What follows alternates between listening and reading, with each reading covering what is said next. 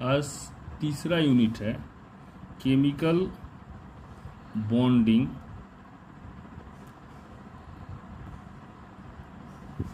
And molecular structure.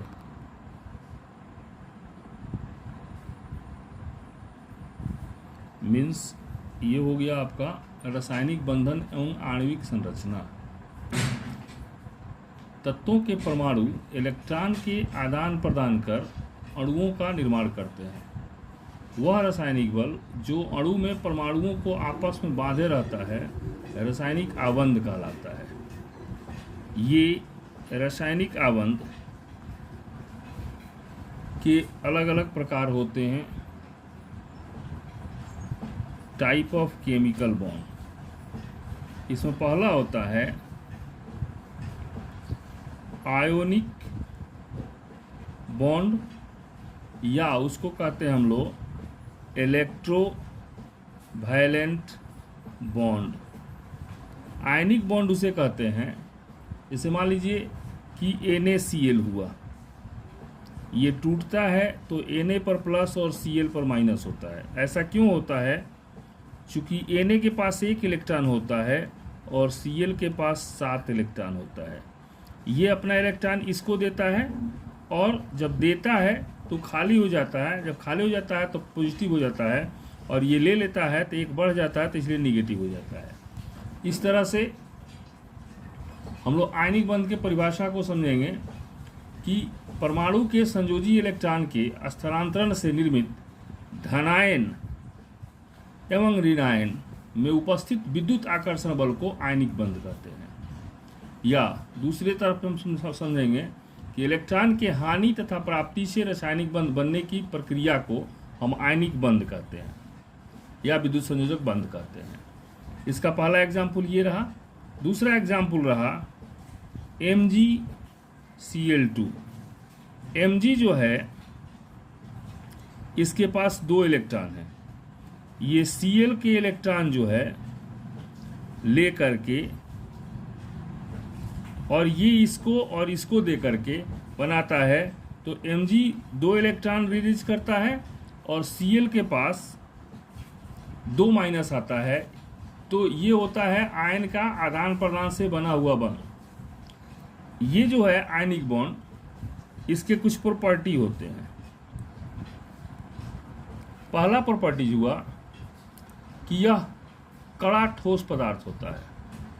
दूसरा होता है यह जल में अति घुलनशील होता है। तीसरा ये विद्युत के सुचालक होते हैं। और चौथा होता है धातु एवं अधातु के बीच बनते हैं। अब आता है आपका कोवैलेंट बॉन्ड, मीन्स सह संयोजक यौगिक। इसमें क्या होता है कि 2 या 2 से अधिक समान या असमान परमाणुओं में इलेक्ट्रॉन की साझेदारी से निर्मित रासायनिक बंध को हम लोग संयोजी बंध कहते हैं। इसमें हम लोग सिंगल बॉन्ड, डबल बॉन्ड और ट्रिपल बॉन्ड को देखेंगे। जैसे मान लीजिए हाइड्रोजन है, इसके पास 1 इलेक्ट्रॉन है, तो ये जब बंध बनाएगा तो ये अपना इलेक्ट्रॉन देगा और ये भी अपना इलेक्ट्रॉन देगा, तो इसके बीच में सिंगल बॉन्ड का निर्माण होगा। ऑक्सीजन है, इसके पास 6 वैलेंस इलेक्ट्रॉन होते हैं और यह जब आपस में आदान प्रदान करेगा तो ये इलेक्ट्रॉन जो है अपना देकर ऑक्टेट पूरा करेगा, ये ऑक्टेट पूरा करेगा, तो इसके बीच जो है डबल बॉन्ड बनेगा। नाइट्रोजन है, इसके पास 5 इलेक्ट्रॉन है। ये नाइट्रोजन अपना इलेक्ट्रॉन एक दूसरे को आदान प्रदान कर और अपना ऑक्टेट पूरा करेगा, और चूंकि 3-3 का शेयरिंग हो रहा है इसलिए ट्रिपल बॉन्ड बनता है इसमें। ये सिंगल बॉन्ड रहा, ये डबल बॉन्ड रहा, ये ट्रिपल बॉन्ड रहा।